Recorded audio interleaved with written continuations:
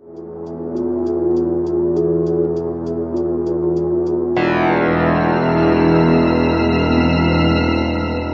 author and critic David Agranoff. I'm a horror and science fiction author, critic, and researcher. In this podcast, I wanted to provide in-depth interviews and panel discussions with everyone from New York Times bestselling authors to researchers, musicians, and anyone I find interesting. Welcome to Postcards from a Dying World.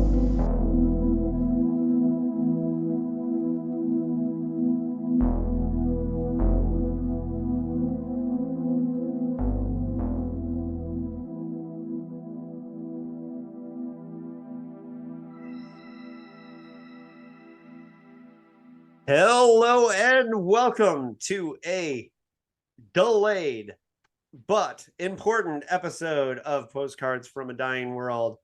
Look, it's a long story, but this was not Prodigy erasure that we are about a month and a half, maybe even longer, late on doing a Star Trek Prodigy breakdown episode. I meant to do it at the time, but the problem was it was just timing. It was a weird thing. Issa was a part of, and we really wanted Sarah to be a part of, but just couldn't work out the timing of my 100th episode on V and V, the Final Battle. But we are going to talk to Sarah about it. Sarah, did you watch V, by the way? Did you finish it, or did you just start it? I didn't finish it. I started it. It was super compelling. It was like I had to watch it through a specific app that I only have on the Apple TV in the gym. And so It was like difficult to get back into it. But it was like I totally intended on it because even though obviously it was dated in a very charming way, and I wanted to watch more. Yeah. Well, good. See, that's what we wanted to know. We wanted to know how somebody who didn't grow up with it. Yeah.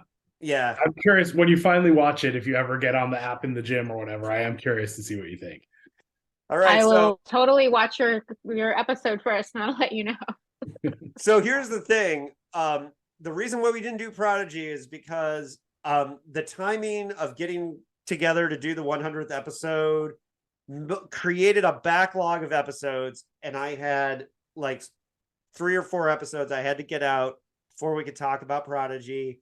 Also, real life, like my Star Trek crew was having a hard time getting together at that time just because we had things going on, and I'm sorry, but I guarantee you with Picard we'll be on it, and we'll get back to kind of a more regular schedule. Also, Star Trek just took a lot of time off, which we weren't prepared for, right? That's like we've been so spoiled. We've been getting Star Trek consistently for so long. This has been a weird kind of experience, but as we record this, we are on the week of Picard coming out, and Sarah gets to go to New York City and see some of the cast and watch the first 2, we think, episodes live in New York with an audience. So, yeah, we're not jealous at all. Exciting. Yeah, not at all. But here's the thing. We're here to talk about Star Trek Prodigy, and I'm really happy to talk about Star Trek Prodigy because I think it was awesome. And, we got a lot to break down here. I rewatched the finale last night, but other than that, I watched them as they came. So some of my memory of it won't be as good as some other times, but we've got Issa who literally just finished watching it yesterday, I assume, right? Well, but I watched it. So I watched the first half of the season when it came out. So that's been a while since. Yeah, we did a panel on that. Yeah, right. Go back and listen to that. And then I watched the more recent ones about a week ago. So yeah, I relatively fresh, but yeah, amazing. I absolutely loved it, and I'm struggling to figure out what we're going to talk about for the next while because I'm just going to keep saying it was great. I loved it. Well, we'll talk about the things that make it great. We came close to, but couldn't get the timing right, to have David Mack on, who's a Star Trek author who was the canon consultant for the creators on Star Trek, but there's some really good articles out there about it. And David and I talked a little bit about his experience. He had a lot of very positive experiences and had positive influence, but there was also one episode where they did not listen to him and he was very upset about it. So we'll talk about that at some point when we get there. But before we get into our thoughts on episode by episode, overall, I guess I'm gonna say, like, you already said, you said that you loved it. Do you think the second half of the season was better than the first half? Because I personally believe that to be true. The only difference I would say is I really thought it took an episode or two to get started. Like, I remember thinking the first episode was a little slow of the original, the first episode of the entire season, the series premiere is what I'm trying to say. So these new ones were kind of farther along in the story and more established, so it was easier for them to just be faster. So I guess in that sense, yes, but I really try to think of the whole. It's a shame that they didn't release it all at once, like I wish I could have just watched the whole thing at once. But I'm just going to go straight to the hyperbole and say it's my favorite new Trek thing that I've seen by far. I love it. It's perfect. I wish it wasn't a cartoon, but aside from being a cartoon, it is perfect. It's 10 out of 10 with the caveat that it's a cartoon. Sarah, your overall thoughts on the first half of the season versus the second half? I agree, and I think that it's just that they took a while to set up the characters, and I'm glad that they took a while to set up the characters, because they should. It shouldn't really be something that's rushed. And certainly, I didn't notice anything was lacking in the first season because there was so much fun in all of those characters. Like, for a cartoon, they're all very complex characters, and I really appreciate that, as well as really taking advantage of the technology by being able to make any kind of crazy alien they want, because they're not limited by a costume and effects budget, and a makeup budget. And so I appreciate the fact that they took a long time to set things up and set up the characters. But yeah, I mean, it's just a payoff, the second half of the first season, because it ramps up, and all of a sudden you're like, oh my God, this is like a very serious, very complex Star Trek story. It's a cartoon, which I was expecting. I wasn't expecting them to go there. I was expecting them to have sort of episodic, like, they get into minor scripts and then they get themselves out of it with Janeway's help, and something a little bit pluckier and faster. And so the fact that they went more complex and that they took a long time to tell the story over the course of the season was really, one of the things that makes it not, it's for children, but it's also not for children. So it's one of the reasons why it works really well, I think, for adults. Right. And okay, so for me, one of my thoughts on and I told this story on the podcast before, so I hate to do this, but I'm going to do this again. I think when I really realized that I loved Prodigy was when I watched the live stream of Kate Mulgrew visiting the Captain Janeway statue in Bloomington, Indiana, my hometown. And part of the whole pomp and circumstances, they had a flutist in a Starfleet uniform playing Star Trek themes, like, as she was showing up. And when she started playing the Prodigy theme on the flute, I got emotional. And I was like, it was so great that, like, Kate Mulgrew was showing up to the statue and they were playing that. And then I was like, oh man, it wasn't just the Voyager theme that made me emotional.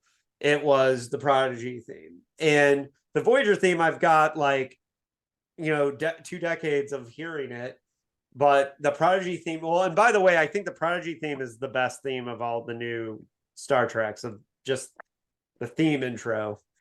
But what it taught me was that I had grown attached to the characters. And for me, one thing is that I found some of the characters, as much as I liked the show and the stories that they were telling, it wasn't until the second half of the season that I started to actually like Dahl and like some of the characters and, be glad to be around them. Some, like Rock Talk, I thought was cute from the beginning. And, and that's the thing is, obviously, yeah, Murph is super cute from the beginning.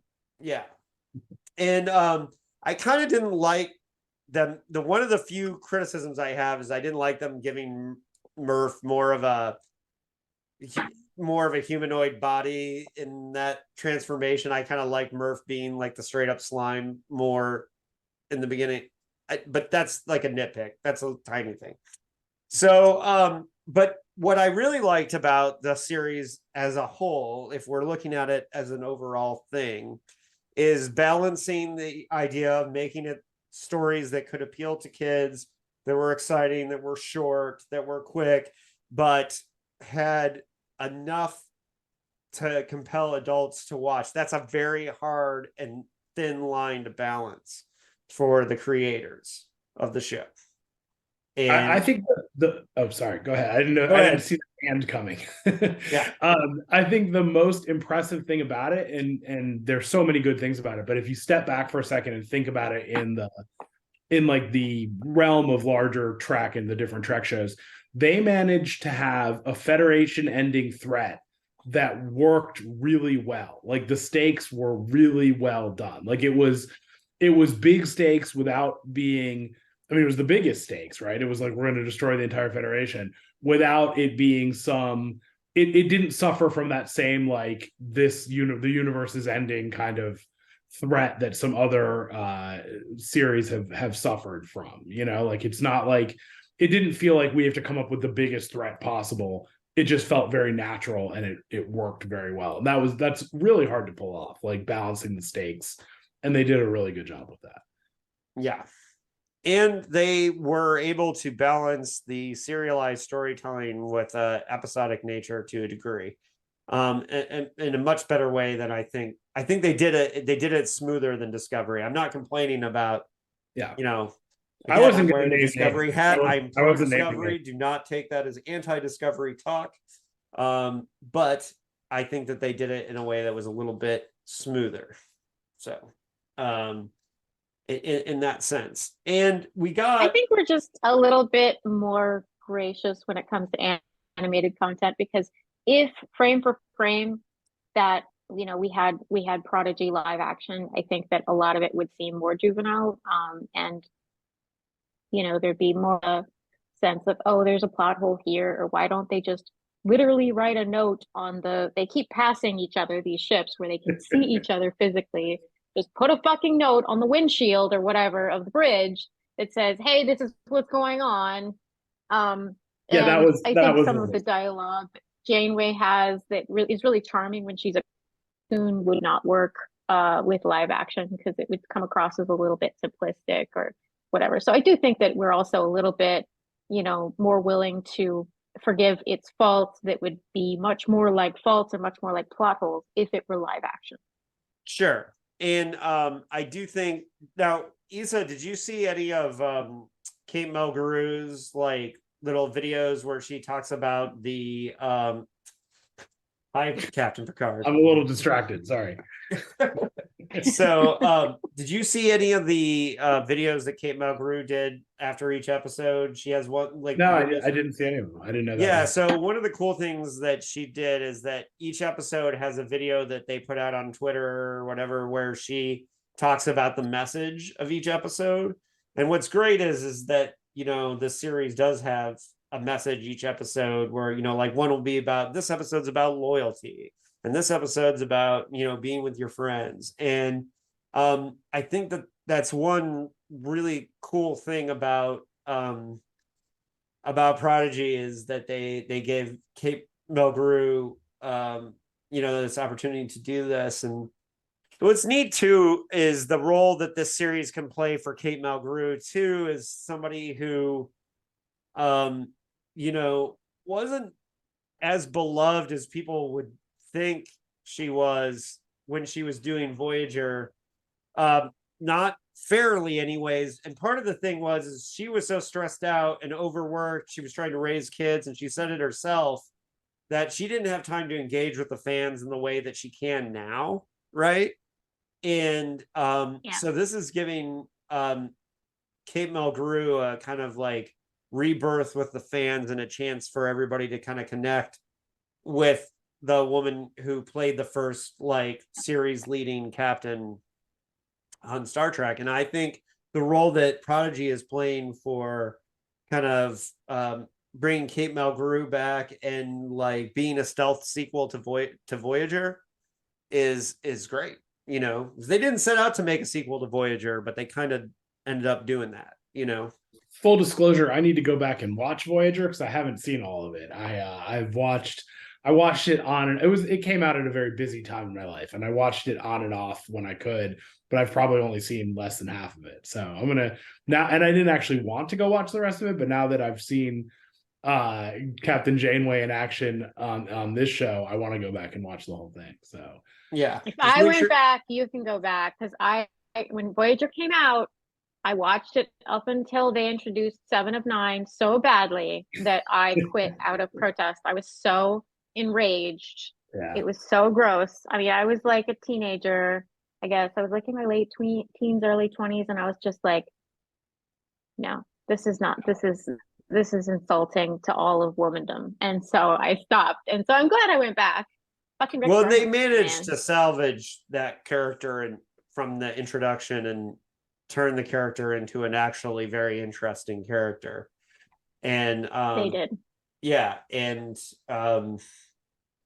you know, it's funny because yeah, well, anyways, I talked to Brendan Braga about that in my interview with him. They were the a lot of how she was introduced was forced on the team, and they got to do a lot of the things they wanted to do with that character the longer they had it, you know, and which is good. And we're now seeing that play out in Picard, which is great. And but as far as being the stealth sequel to Voyager, a lot of that's going to continue to play out.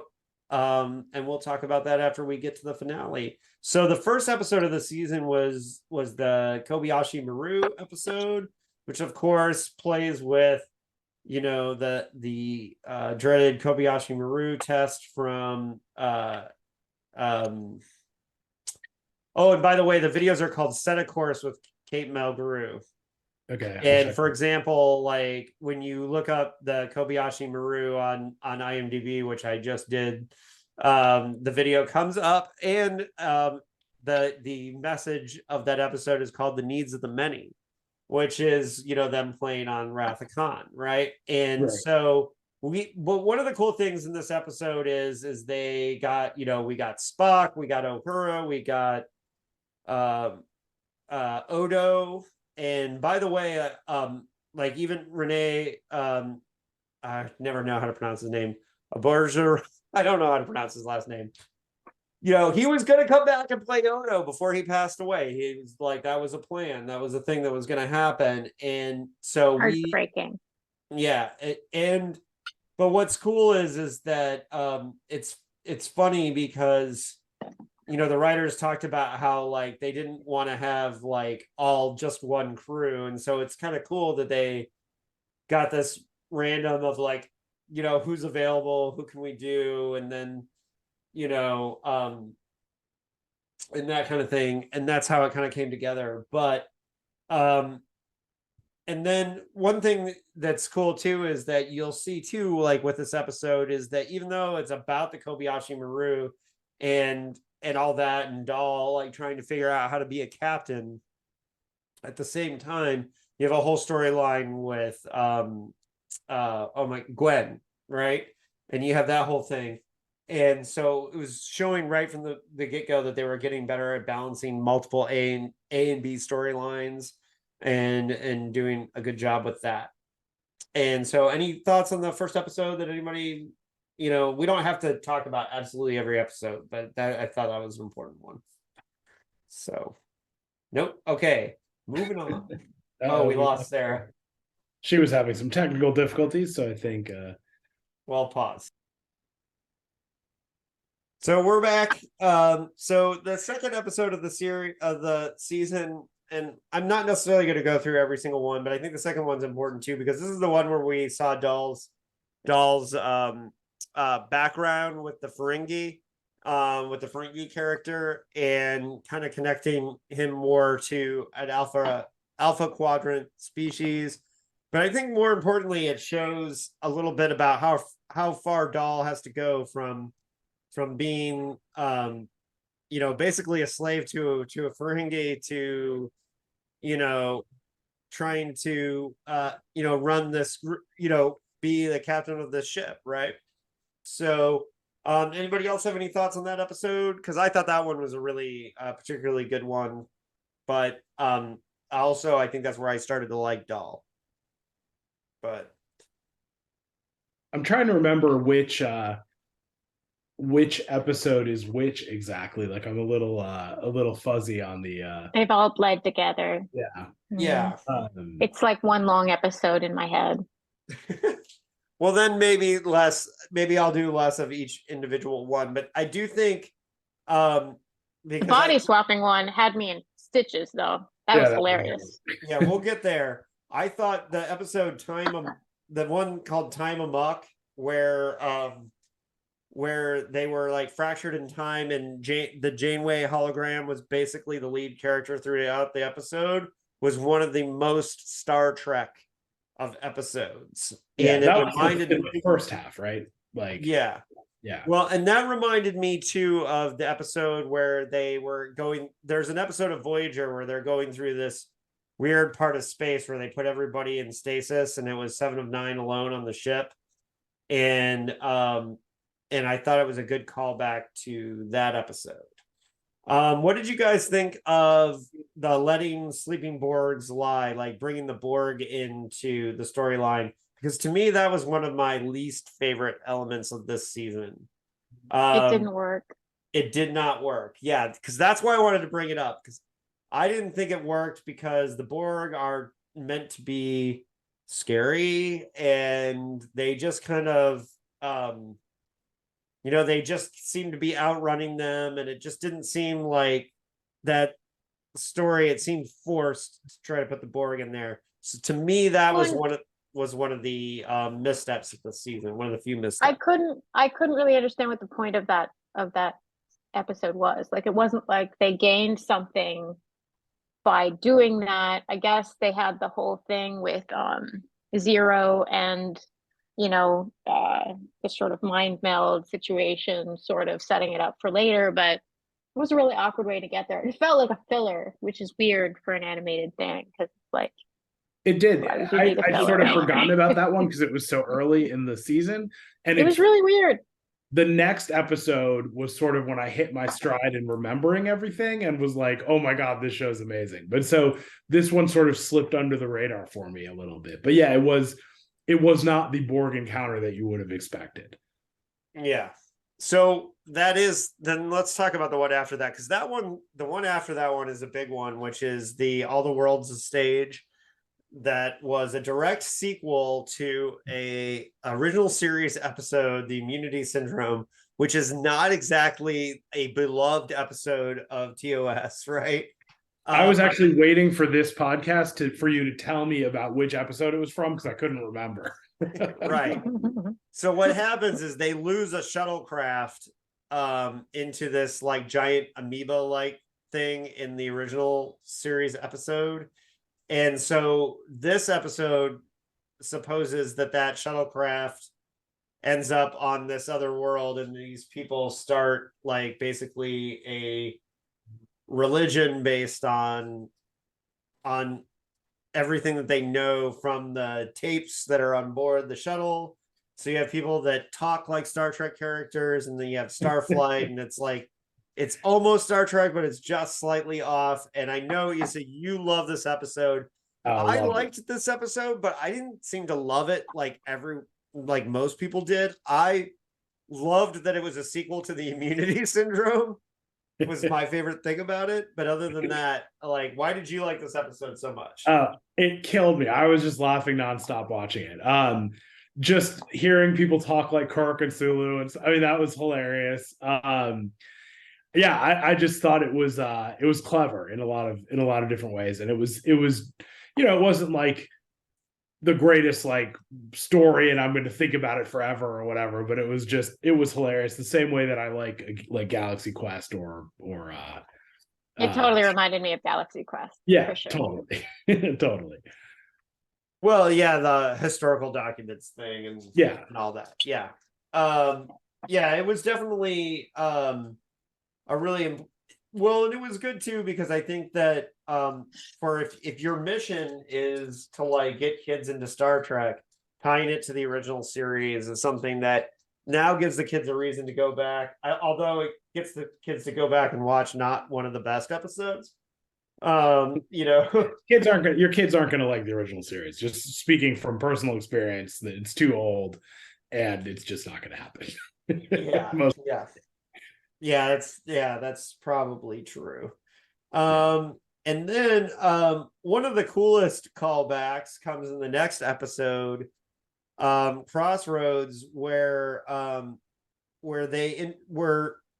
what's the name of the character? He was the super cool guy from TNG.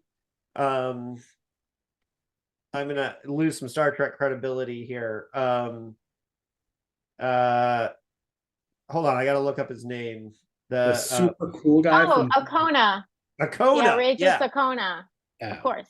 Yeah, so this episode, Crossroads, brings back the Okona from. There's an episode of early TNG where this guy comes on the ship, and it's supposed to be like he's the coolest guy in the galaxy, and everybody wants to be like him.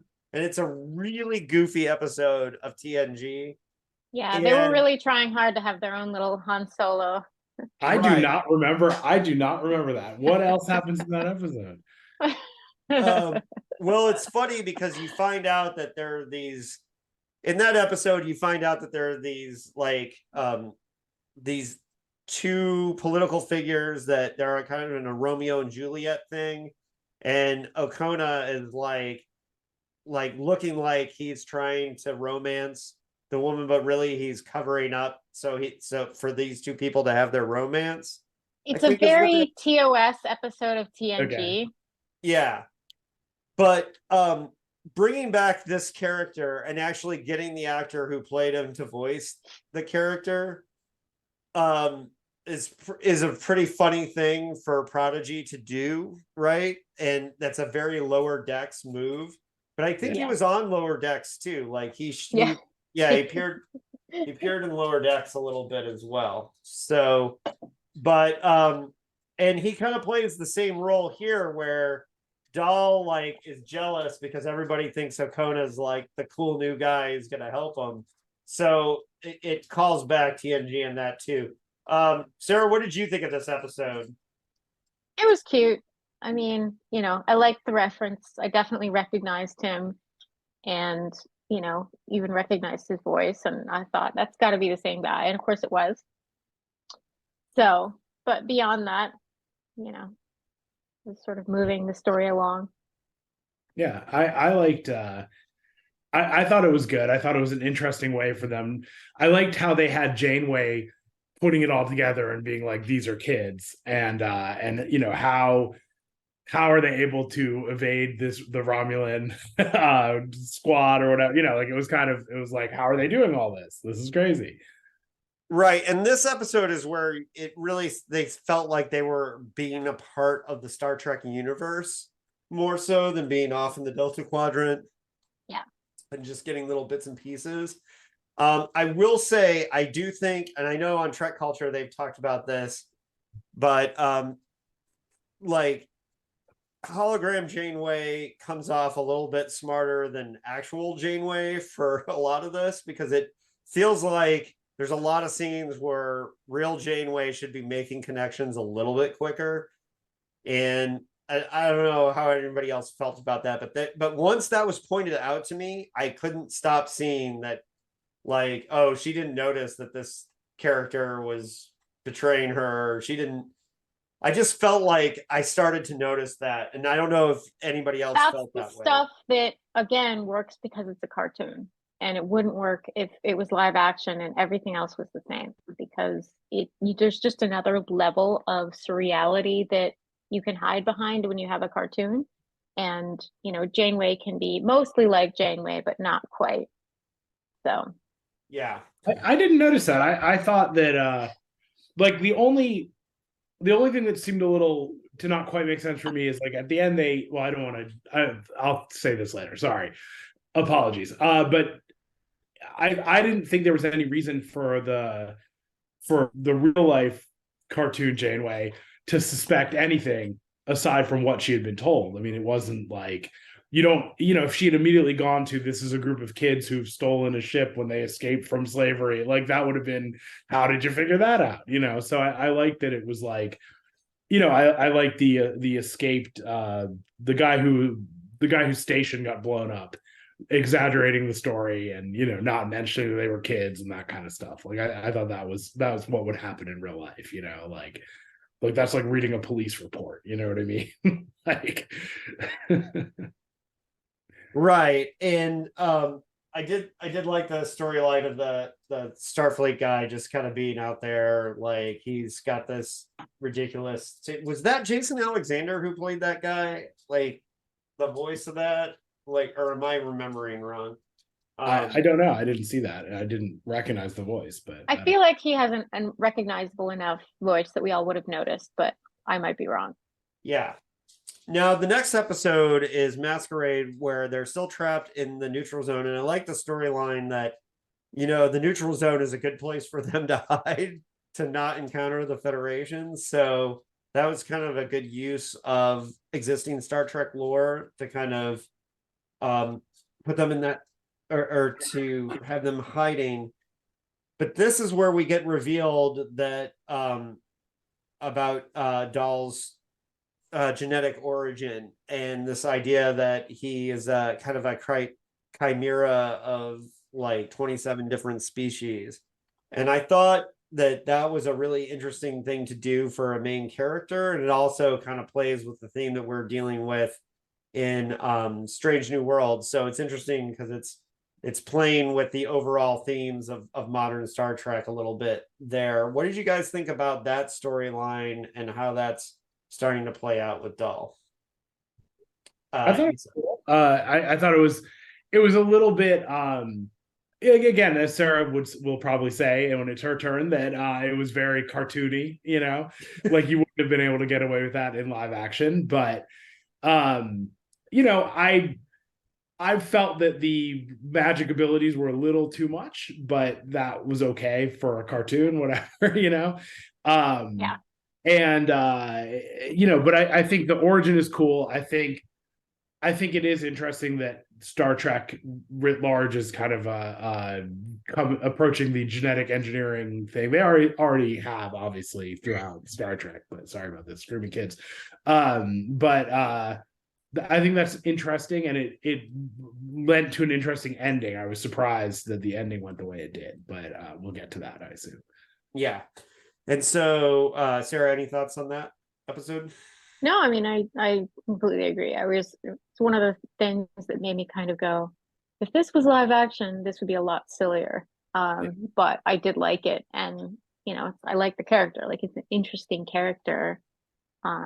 It's every time I watch that character, I'm like, man, he would be so fun to cosplay if you could figure out how to do it, because he's just so cool looking. But yeah, I think that someone's get gonna away with it stuff. Somebody's definitely gonna figure it out. But there's a lot of stuff that they get away with, and that is the perfect example of being able to leverage what you have or what you can do with cartoons, and that wall that exists between real life and cartoons, where people are just kind of going to go with it, and willing suspension of disbelief and all of that is a little different when you're watching a cartoon than when you're watching live action. You're more critical. Yeah.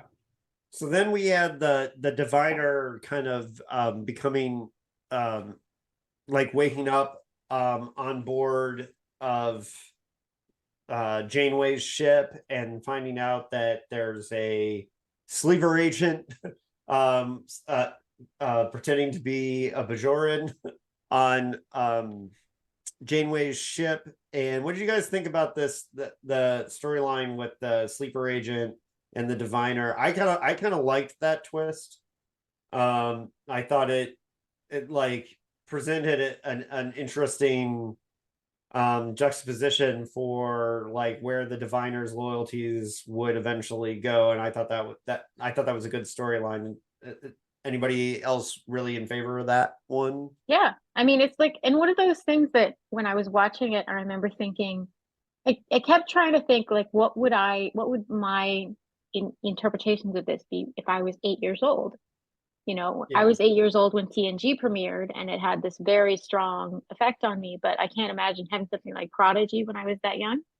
Um, and like stuff like the Diviner, like he is terrifying. I would be absolutely terrified of him if I was a kid watching this, you know. So I feel like, and even though we talked about how compared to the stuff we're used to with the Borg, the cartoon version of the Borg is not scary. But if you've never seen any of the adult stuff before and you're watching this as a kid, it would be pretty creepy, you know, the way that they presented them. So I keep asking myself that as I watch it, like how would I be viewing this as a kid who's never seen, this is my introduction to Star Trek.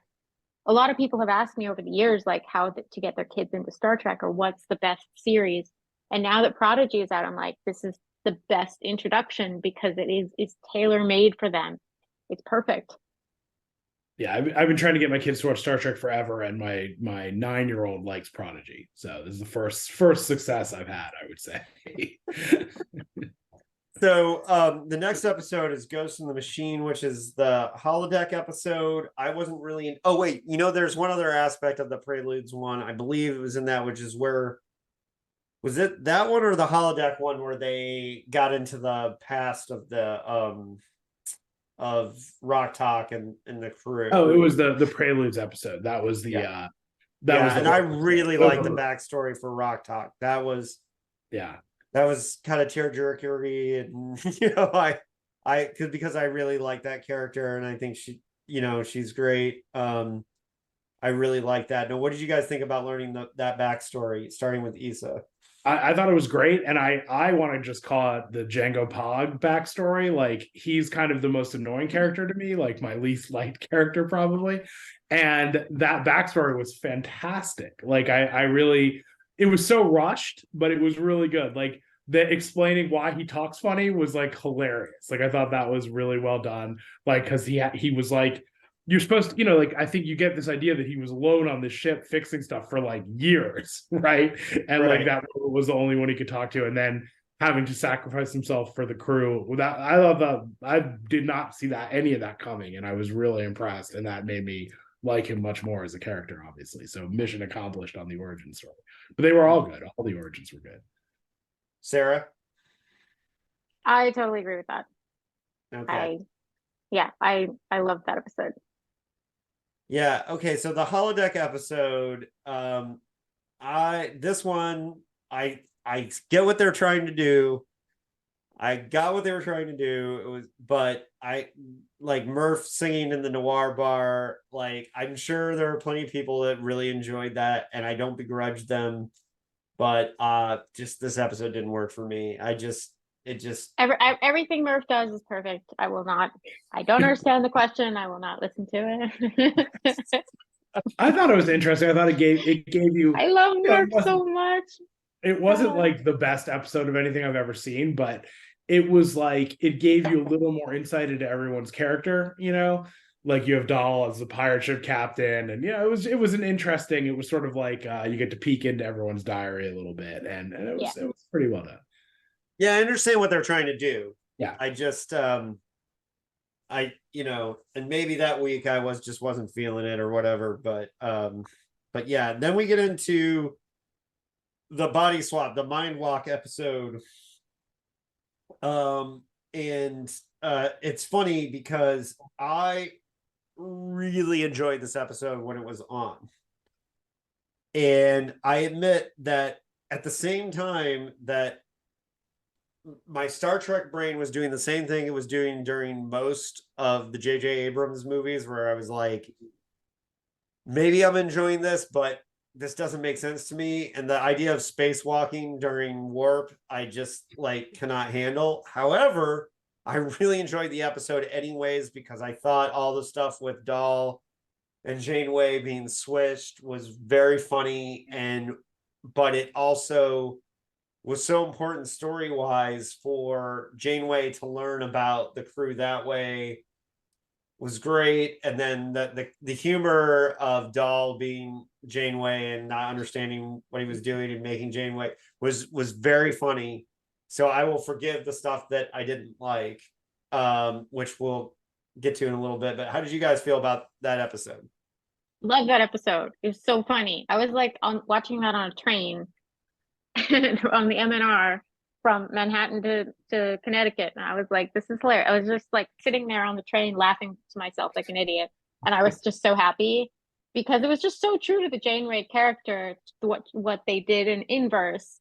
And even though we've only known Dahl for a couple of episodes, it really worked. Like they didn't just sort of, make him like the sort of stereotype annoying teenage kid who doesn't know what he's doing person. I mean, to a certain extent, obviously that's what the character's based on, but it was just done so realistically to what we already know of the character. I totally bought it. I was so on board with that. I like the I feel like there's like this mirror episode thing where in the original series episode, the good guys are okay at pretending to be the bad guys, but the bad guys are terrible at pretending to be the good guys. And I think it's always, I'm a huge fan of the body swap genre in general, like the Freaky Fridays and all those. And I think it was really entertaining watching how the two of them reacted. Like Sarah said, they even though Dahl's not like a character we've known for a very long time, they did it perfectly. And it was definitely very entertaining, and it was a great way to move the story along and make sure that Janeway was like on their side. Like that was really well done. I do agree on the merging the warp bubbles and spacewalking part. That was a little that seemed a little Really, different. yeah. Well, on that, and I will say the last thing I'll say on Mind Walk is that on paper, it's an idea that if you pitched the idea before I watched it, I would have been like, I don't know, but the execution was so good that I'm fine with it. As for the warp bubble thing, if you go back on my timeline on Facebook, it's funny that when the episode aired, I posted a thing saying how much I love the episode. And there was a very funny reaction from David Mack, who was, of course, the creative consultant on the series. And he was very upset about this warp bubble thing because apparently he went to the mat to try and stop it. But he read the script and was still angry about being ignored. On it, and said that it was the one thing in the whole season that he was ignored on, and that he really fought against it, to the point that when he posted about it, if you read even his post, he looks angry. His words look angry still about it, which is very funny, which is one of the reasons why I invited him to come on the show to talk about it. Because and it's funny, they gave him a lot of props. The creators of the show gave him a lot of props about the finale, because, and when we get to the finale, we'll talk about how David had a huge influence on one of the things that happens in the finale. And they gave him a lot of props because one of his suggestions is clearly going to be showing the direction towards season 2, right? Like one of the things that he kind of course corrected them on. And it's really funny because he was obviously so upset about this warp bubble thing. And just like because like when I said, like, he was like, that's not how warp bubbles work. And then I responded, well, weren't you a consultant on the show? And his response was, and they didn't listen to me. That's the worst, when you don't want to get you don't want to be yelled at for something that you tried to fight against. That's always That's so funny. Yeah. So shout out to David Mack, who was very upset about the warp bubble. And then we got our finales, Supernova Part 1 and 2, which is a little confusing because there was a Star Trek Prodigy video game called Supernova, which is different, but has the same name and released in the same year. So that's a little weird. But I haven't played the video game. I don't play video games. But I might be convinced to play a Prodigy video game maybe someday. But yeah, so this is where the storyline all comes together, and the Federation Armada shows up. And for one thing, there's a little bit of a flex on Picard, where Picard season 1, they were so lazy about making a Starfleet fleet that they just copy and pasted the same ship 1,000 times. And here we definitely see them flexing on Picard by having many, many different ships, different styles of ships. And then eventually we get Klingon ships and Vulcan ships. And so one thing, and this is the first time we got like really good view of Klingons in Prodigy, which was great. We got a bird of prey.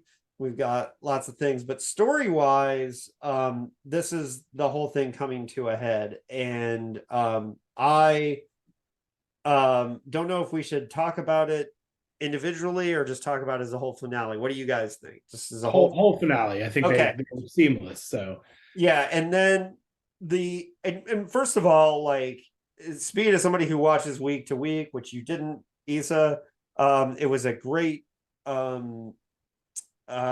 it was a great tease, and it was the first time with Prodigy where I was like, God damn it, I gotta wait a whole week. Usually I'm okay. I'm like, I'll watch next week, whatever. But I was like primed for the whole thing. What I will say is, as a whole finale, my first general thoughts is that the entire finale was a complete tearjerker for me.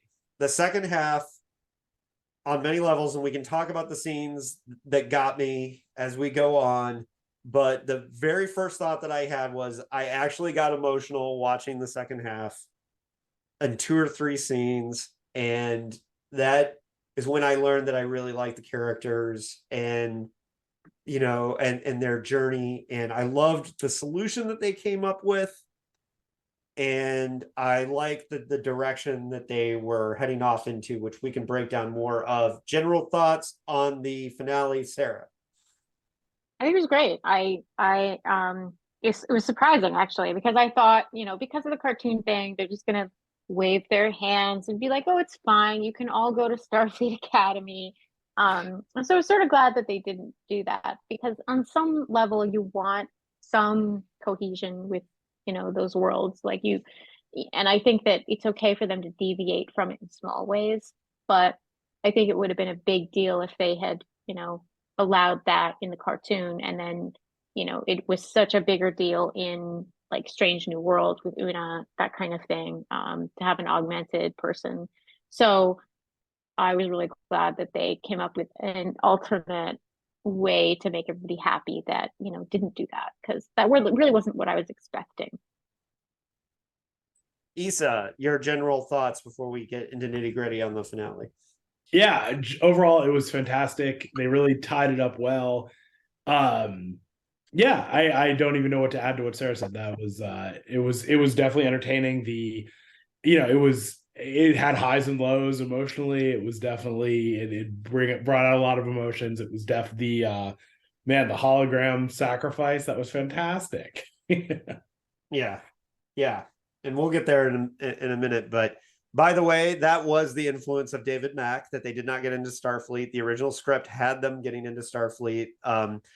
The 2 brothers who created the series admitted that David Mack was the one that convinced them not to have them get into Starfleet. Because a Starfleet Academy season would have been really boring. Yeah, that had been their original plan, was to have them be in Starfleet Academy the next season. But David Mack said to him, like, hey, there's thousands of worlds, tons of people trying to get into Starfleet Academy. That would make everyone so angry if they just all got into Starfleet. Yeah. Like right away, and it doesn't make sense in the world. And maybe another solution is that they could get mentored by Janeway, and then that totally changed the direction of where they were going with season 2. And I think it's setting up, which clearly the ship they're going to is Voyager, the new Voyager A. It's clear. They haven't said it, but it's going to be Voyager A. Because Janeway says we got bigger plans for you. Right. So the sacrifice of hologram Janeway, the message when they're all sitting there listening to the message was super emotional for me. I felt it 100%. When they showed them like in the bay, and the ship's coming down and they're all waving from the ship, I got emotional because I was like, we don't know how they got there. They were out there for a month. They didn't have seats. That's not an easy trip, you know. Seats, totally. So I'm thinking about all those things, but I liked all that, and I thought it was part of what made it emotional. Janeway giving the impassioned speech to defend Dahl, to defend like them all together, and that's a Starfleet tradition because how many times we see Kirk put on trial for stealing the Enterprise to save Spock or whatever, and like, you know, this is the thing we've seen in Star Trek before, so it's a part of the tradition. Yeah. And Janeway, like when the Vulcan guy says, you know, the criminals who stole the ship, and she's like, yeah, they saved all of us, and that whole thing. There's a great moment when the protostar is going through, and just the sacrifice of the protostar itself. It's just something I didn't see. Like, we built the show around the ship, so I was assuming that the next season we were going to have the protostar. So the sacrifice, not just of hologram Janeway, but of the protostar itself is a true loss, you know. Yeah. And it's something that they built up to. So these are all things I really liked. But the recreating the wormhole and opening the path to Chakotay and stuff was a really nice. I didn't see that one coming necessarily right away, so that was really nice. Yeah. So they're doing a good job of planting seeds for season 2, which is all great stuff, and creating speculation. Unfortunately, they, you know, like David Mack's not coming back. A lot of the writers aren't coming back because the animation ended up being way more expensive. Oh no. Than they expected. So they have half the writing staff that they had the first season. Oh geez. And yeah, and a lot of people are not coming back. So it's gonna be a tighter ship behind the scenes. That is one of the things that we learned in the end about Prodigy, is it ended up being twice as expensive to produce as they expected. One of the reasons why we should have just had 2 shorter seasons, because if they're going to release them separately anyway, I mean, the first half of season 1 should have been season 1, then the second half should have been season 2, because I wouldn't have noticed. I mean, you know, they're short, but there was 10 of them. We didn't need 20 of them for a whole first season. It's just surprising given how modern television works nowadays, where you have entire like seasons that are comprised of 8 episodes. It's just it was surprising. Well, and part of that is that it's kind of like their appetite was bigger than their stomach. They when they started off, they thought it was going to be a little bit easier to produce than it was.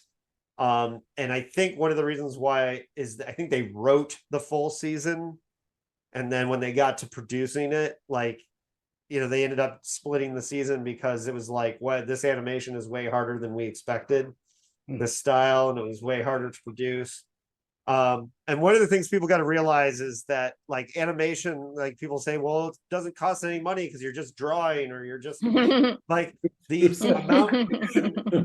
amount of hours involved in animation makes things expensive. So, and computer animation, it's a lot of work. So this show ended up being much harder to produce than they expected.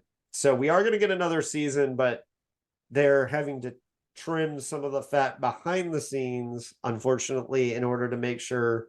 And so I do suspect that our next season is going to be shorter. I suspect the next season will be a 10-episode season. I think the reason, I hope so, and I hope they shorten it rather than shorten the quality, and maybe not have like the Borg episodes, the filler episodes. Right. It seems like a really bad decision to say, we've got this working, everybody loves it, let's cut some staff, you know?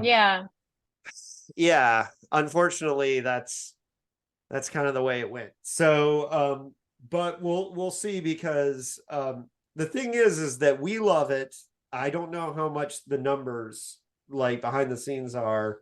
I know a lot of people who like live action Star Trek that are just like, I'll watch Prodigy when I get Paramount Plus back for Picard, and then I'll watch it. But, and then, you know, Issa and I spent this morning trying to convince our friend Ryan, who was on our Strange New Worlds episode. We were trying to convince Ryan to watch Prodigy, and I've been trying to convince Ryan for a while. He's a big fan of Star Wars cartoons, so he should be okay with it. But and that's the thing is a lot of these animated series are like right now, for example, the Bad Batch in Star Wars just had 2 incredibly dark episodes, and if you can't tell me they're not writing these episodes for adults anyways, like adult Star Wars fans. So I do think with Prodigy they are aiming for kids, so but if we could, I do think it's part of the message of, like, for example, like I don't feel the need necessarily to post every week like I liked Prodigy, I didn't like Prodigy, but I did because I wanted to put out the word like, hey, this is good stuff, guys, watch it, watch Prodigy. And so you'll see when I put out this episode, I'm going to really say like, okay, now's your time to go watch Prodigy, because you can listen to these 3 intelligent, well-spoken people talk about how great it is. But yeah, I mean, I love this finale on every level. It tied up everything together. I like the idea that Gwen is going off on her own storyline, because that I think can be an interesting storyline, because we're obviously going to get some of that eventually. Yeah. And then and I like that. I think they did really, I think it's interesting that they kind of cemented the romance with Doll, like right at the end when she's leaving. I love the scene when she took off and they were all cheering, because it's important to remember that these are kids, right? That they're supposed to be kids. And I think we'll see more of that when they're integrating with, Janeway. Like, it's the idea that Janeway has a bunch of kids on her ship that she's like teaching is eventually probably going to annoy the hell out of the Voyager A crew, but I could be wrong. But I think it's neat story. It's neat storytelling, and and I love that. So how about that? Let's talk about where we want Prodigy to go. We know a little bit, but Sarah, where would you like to see Prodigy go in season 2? I have no idea. I'm very excited whatever they end up doing with it. I think the thing with Gwen was really smart, having her separate. I'm not quite sold on the romance yet. Like right before the finale, I was like, it was really cool that he kissed her and she was like, what the fuck? And then it was fine and they were still friends and they didn't belabor it. He wasn't bitter and upset and went off and hurt. He was like, whatever, this is my friend. But they kind of cheapened a bit when, they did kiss later on in the finale. I was kind of like, it would have been better to like save that for the next season. Just because I think that it's really good, especially with kids, to show healthy rejection. Like I think it's like a missed opportunity. So they kind of half nailed it because it was a healthy rejection scene. But at the same time, because he was still rewarded in the following episode, I was like, oh, I wish they had waited on that a bit. But that's the only thing that really bothered me about that. Yeah, I thought they did a great job of not making it romantic, and I think they could have kept that up a little more, and it would have been good. But I actually am in the camp of I don't think we're ever going to see Gwen again. I don't know. Maybe you guys have a different take on that, but I feel like there's not much more to go to in that story. Like if you think about her storyline of the plot of the planet and First Contact and how it destroyed their planet and stuff, that's not a very good story. Like I don't see how they go back to that in a way that is interesting, and I feel like the more they try to go back to that, the worse it'll get. And let's see how Chakotay is tied to that. I mean, I guess that there's something there, but yeah, I wouldn't be surprised if we never saw her again. I felt like her part of the story is over. I wonder if it because I know that they've obviously cleared season 2, and I'm wondering if the chick who's on Yellow Jackets, who does the voice for Gwen, is signed up to be a part of season 2, because that would obviously tell us. But she might have been too busy because of Yellow Jackets. Yeah, we might just get her in flashbacks or something too. So you never know. Right. Yeah. But yeah, I would say, I mean, I guess we'll find out what happens with Chakotay and the rest of the crew when they go after them. But I mean, how interesting would it be to show up at some planet and be like, hey, you're going to have first contact, and then your internal fights are going to, destroy the whole planet. Like that just doesn't seem like a very interesting thing to explore more than it's already been explored. I think she's going there to prevent the events that create the loop, which is interesting. And then, like, or would it, like that's the whole who knows thing about that. Yeah. I mean, I'm sure they could come up with something good to do there, but I was watching it thinking we're never going to see her again. So who knows? Interesting. Okay. Well, and if she has another show that's a big hit, then that would make sense that we might not see her again, that she might get written off. And aside from the little romance, she didn't really have any unfinished business or relationship with the crew. You know what I mean? Like there was no like that was it, right? Like, there's her dad and whatever. It was all wrapped up nicely. I don't know. I'm curious to see if we see her again. I did like that, like despite being a kids show, it had the emotional complexity and honesty of this guy was the villain and also still her dad, and Right. she was still sad when he passed, which I thought was really, cool. Yeah. Yeah, those complicated dad feelings are a really important thing to explore, and good to show kids like grappling with too. Well, I showed my oldest daughter. I showed her Empire Strikes Back too early because she found out the reveal of Vader being his father. After the movie, she asked, "Why didn't Luke just go with his dad?" So I should have waited a couple more years until she could understand that one better. But whatever, it's funny. Yeah, I was talking to millennial coworkers about they were just flabbergasted that I saw Empire Strikes Back when it first came out. And I was like, well, to be fair, I was very little. Right. But I was talking about like the shock in the theater, and they were like, what, you guys didn't know that Darth Vader? And I said, well, first off, nobody knew that Darth Vader. We thought he was lying. Right. Yeah. And we had 3 years to wait and talk about whether he really was his father or not. Right. And I also learned from reading Paul Hirsch's book that the original cut of Star Wars, there was no clear indication that Vader survived, and that George Lucas had to go back and tell the model team to show the ship spitting out. Right. Because he's like, I think I should have Vader survive. And so, it's funny, those little things in the story. But anyways, as far as, I'm the only one that has an answer. I really am excited about seeing Voyager A, and I believe that's firmly what we're going to see. I think they're saving the reveal of Voyager A and then eventually at some point in the series, I think long down the line, they're going to see that new protostar ship that's being built. It was interesting that they showed that. I don't know that it was necessary, but an interesting like little wrinkle.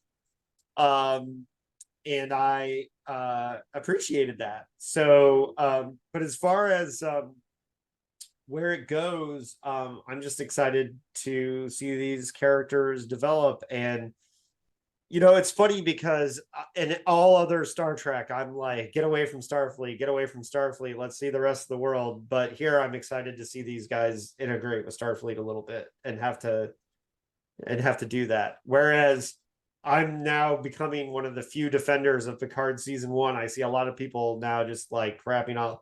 And I know, Sarah, you'll join me in defending the early seasons of Picard, but I like Picard season 1 a lot because of how not Starfleet it is. Like, that's one of the things I like about it. I would love to see a whole show set in the Star Trek universe that never is on a Starfleet episode or Starfleet ship. Like, I've said it a million times. I'd love to see like a journalist ship, like a ship of reporters, like, or something, and so it's weird that I feel like in this case, though, I do want to see Starfleet here, but it's a very strange thing that people have this sort of love for what is essentially a bureaucratic organization, and we've been reminded over and over and over again in all of Star Trek. It isn't some new thing that only New Trek is doing. Old Trek did this all the time. They talked about, how, oh, well, we've got to, go up the pipe with this. And so therefore, in that time lost, Captain Kirk saves the day. And in the old, in the Kirk movies. And then not even the JJ movies. And then in, TNG, you had the Badmiral of the Week all the time. And it was either, a rogue bad admiral, or more often it was just bureaucratic thinking. And so over and over and over again, there's those threads talking about how the number one enemy of Starfleet is bureaucratic thinking. And yet people are so upset when you have a show that, quote, doesn't feel like Star Trek, because they desperately want it to be at home in that hierarchy of, if it's cut off from Starfleet, people feel very threatened. And I find that fascinating. Yeah, I do too. And that's one of the reasons why I like Deep Space Nine so much, is because they're Starfleet officers, but they're not on a Starfleet space station. And so we got characters like Garrick, and we got characters like Quark, who would never be able to be in a Starfleet ship. And by the way, Garrick is still, I think, one of the best characters ever in Star Trek. But and I will go to the mat for that.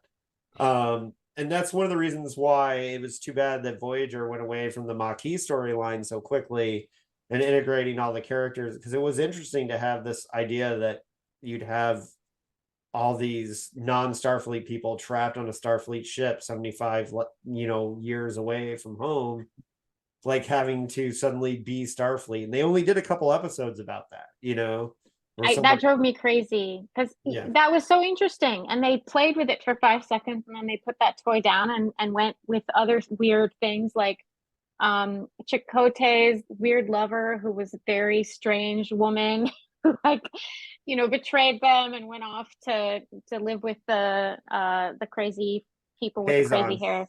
Thank you. But which was way less interesting than just all that they could have done with the dynamics of the Maquis and the Starfleet together on a ship. That really should have taken them years to get through that and to figure out how to work together.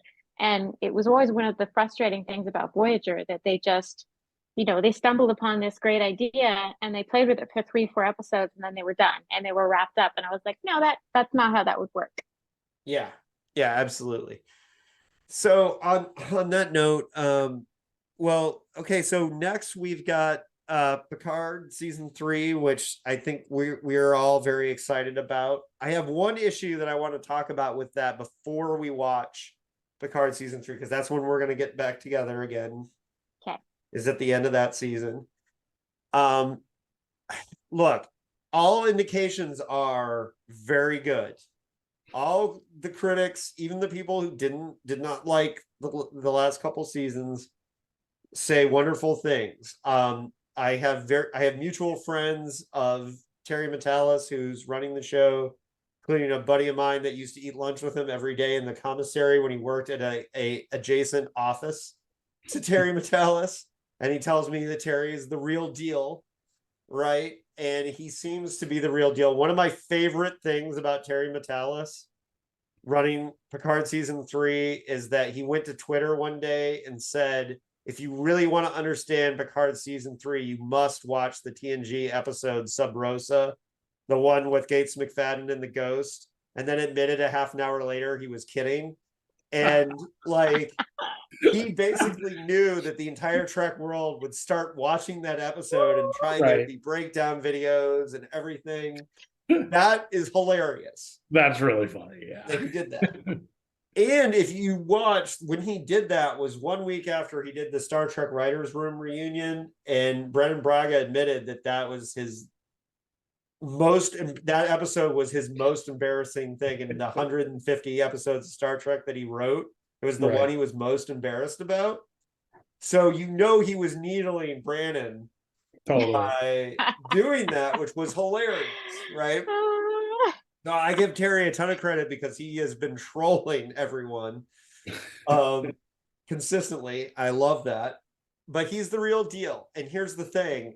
All indications are his intention was to give the send-off to the TNG crew that they didn't get with Nemesis.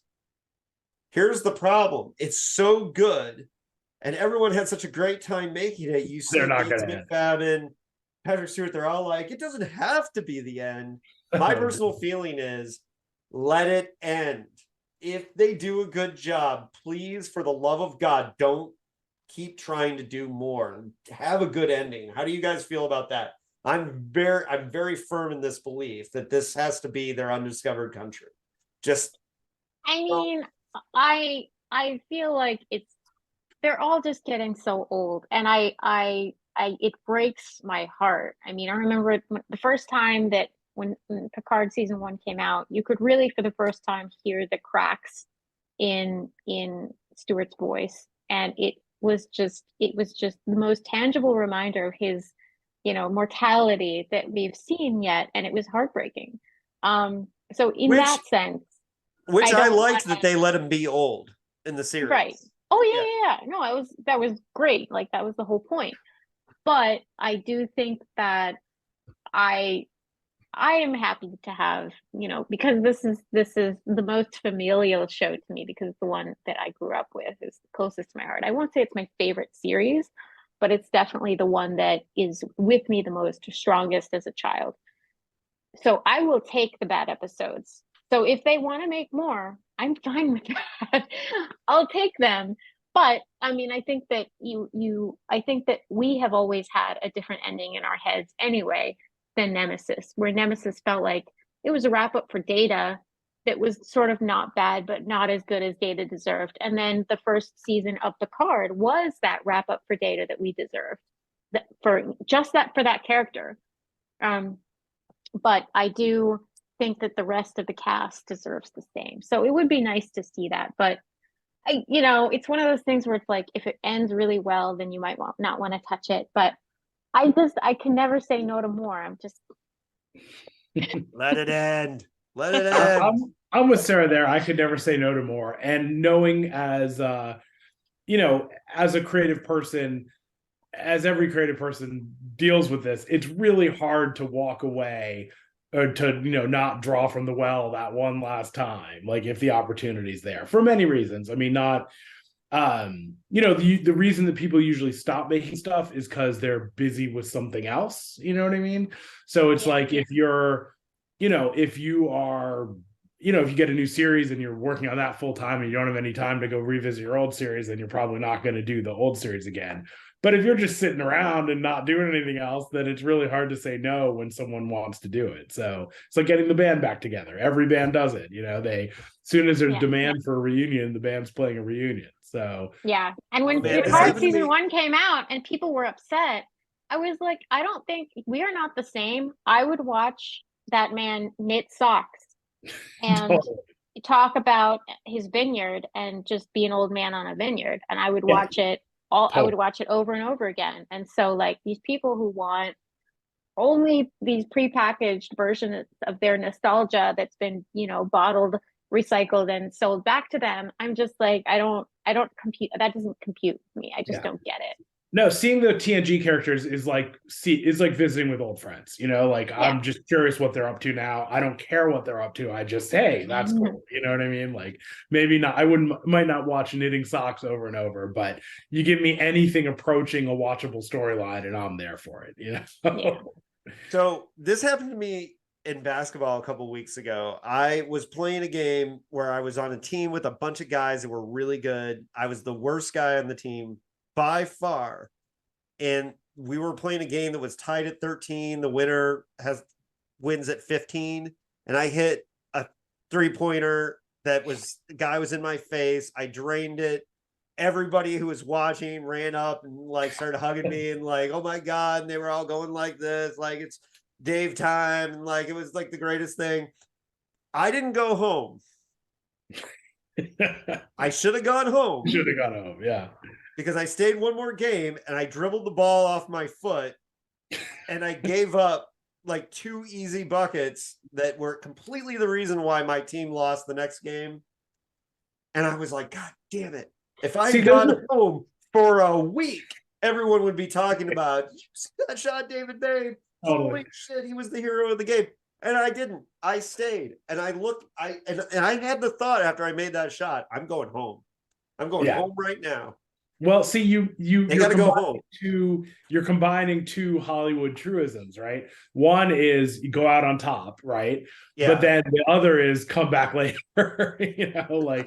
Like there's a reunion. You have to give it some time. You have to be like, always leave them wanting more. But then you have to actually give them more when the opportunity presents itself. I just think that if You they should have gone nail home, it, but you should have come back next week. if they nail it and they give us a perfect ending, like I'm not saying we couldn't see Geordi in one episode of something else, or we couldn't see, like in the Seven show, we might see Worf one time or whatever. I'm just saying, as a crew, they should, if they get it and they nail it, go off winners. Take the walk off. Take it. That's all I'm saying. Is that that's especially Patrick Stewart, because he definitely is getting older and he should take the walk off.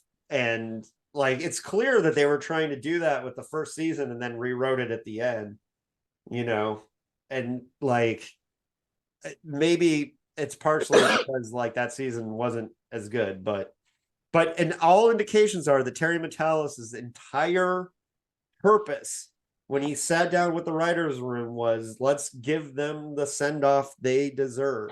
Let's give them their undiscovered country. Let's. It's just too hard. It's like, we can make a movie. You know what I mean? Like, there's just it's, if it's successful and everyone had fun, and it's really hard to say no to more. Yeah. Well, and I think that the better question is, it's not a question of whether they should do more or not. It's a question of, if they're going to do it for the right reasons. Like they did Picard for the right reasons. Like, and I explain to people all the time, people will PM me and say, I got a friend the other day who messaged me. Once again, this happens all the time. Somebody's like, what am I not getting about Picard? I'm really not enjoying it the same as Discovery or Strange New Worlds. And I'm like, what you're not getting is that it is Patrick Stewart's personal vision as to what mattered most about his character. And that all by itself is fascinating. Like, I'm all about on board with, if Patrick Stewart wants to write a show about the relationships that mattered most to Picard as he sees it, then he is the one who's most qualified to answer that. So I think that I'm fine with, if they wanted to come out with more movies or whatever, but don't let nemesis happen. Don't let what happens where things get bogged down and, rewritten, and, band-aids are slapped on top of things and things are rushed, or they don't have the budget for what they want, or they hold themselves to impossible standards and then it tanks because, every TNG movie that they made other than First Contact feels like an episode. Generations gets a pass because there's a certain amount of grandeur because they gave Kirk his sort of final exit again. But the other ones, all of the other TNG movies were fine. They just felt like episodes. They felt like normal episodes. Only First Contact had enough cinematic grandeur to compete with Wrath of Khan and felt like a real, separate entity. It didn't feel like just an episode that they happened to make for a movie. And so, if they do it for the right reasons and they get the right creative people involved, I'm on board. So I highly recommend that people watch this Writers Guild Association reunion with the Star Trek writers, because it's a wide variety. They have writers on the new shows. They have Terry Metalis from Picard season 3. It's on YouTube, and the only thing is the moderator is fucking terrible, and I'm just going to go out and say that publicly. He does not know how to moderate a Zoom panel, because he'd ask a question and there's 15 writers and he doesn't like address who he wants to respond. So they all sit there for like a minute, like no one knows who to respond. And it drove me fucking nuts. And then they all say something at the same time, and then they're all silent again. Yeah, exactly. And they all say something again. I hate that. So like, one of the things that's really neat about it is that you have Robert Hewitt Wolf, who was writer on Deep Space Nine. You have Brandon Braga, who was on Voyager. You have Terry Metalis, who show runs Picard now, but was Brandon's assistant on Voyager, like literally his assistant, right? And then you have Akilah Cooper, who just wrote Megan, by the way, who is a writer on Strange New Worlds. And then you know, it's kind of cool to see these young writers saying like, whoa, you had to do 26 of these like a year. And they're like totally weirded out by that, you know? And to see the two generations of writers, it's a really neat kind of thing. But you also see the roots of Terry Matalas trolling all the fans, which is really funny. Fantastic. On that note, all right, so we're going to be back for Picard season 3. We'll make sure to do it on time. I will plan for that this time. And we'll probably have somebody else joining us for that one. That's a pretty big one.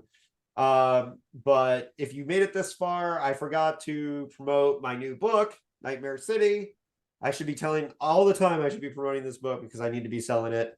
And I don't do commercials on this show. I just sell my books. That's it. I saw a study that the 113th minute of a podcast is the ideal time to promote. Of course it is. Yeah. Of course it is. And of course I meant to do this at the beginning, but I forgot. So but yeah, this is the best time. And when we're wrapping up. So Issa, you don't want people to find you. No, if you know, you know. You'll be back. I don't know if you'll be back before then, but you're going to be doing Bad Batch with us. We're making you watch Star Wars cartoons. I'll have to. I'm on the first episode still. It's taken me like a month. I'm still on the first episode, so I'll try my best. We're making you do it. And Sarah, we're here at the end. So next time maybe we'll talk about V if you get back on and watch. How much did you watch the original miniseries, but not the second one, or? No, I think I watched the first episode of the original miniseries. Okay. Yeah. Yeah. I would say feel free to skip the final battle and just watch the second half of the original miniseries. But you know, no, watch the final battle. Watch the final battle. I am fascinated to hear what you think of it. That's true. I am too. I just didn't want to. I definitely meant to finish it. Just things have been kind of crazy lately. So yeah. I want to know how you feel, because this one was so important to us kids back then. Like, and Issa knows I did finally find my picture in my V t-shirt with my V ray gun, like from when I was in 3rd grade. I did send it to him. So very cool. All right. On that note, folks, well, you know where to find me, Sarah. If people want to talk Trek with you, where can they find you? Facebook. Just, come for the Star Trek, stay for the random feminist rants. I apologize. And the awesome Lord of the Rings inspired outfits too. Like, yeah. I'm pretty impressed by that recently. So that was pretty cool. So well, everybody, thanks for joining us. If you made it this far, you're a trooper. And see, I like to give content for the people who listen to the end, right? Yeah, like sure. Something good, something really great. Like, you made it this far, you're a trooper. Or you're just really bored on the treadmill or something, you've made it this far, and good job working out, whoever you are. So or good job on your walk, or however you're listening. All right, folks, thanks for joining us on Postcards from a Dying World. We'll be back with Picard season 3 with our Star Trek panel, and thanks for joining us.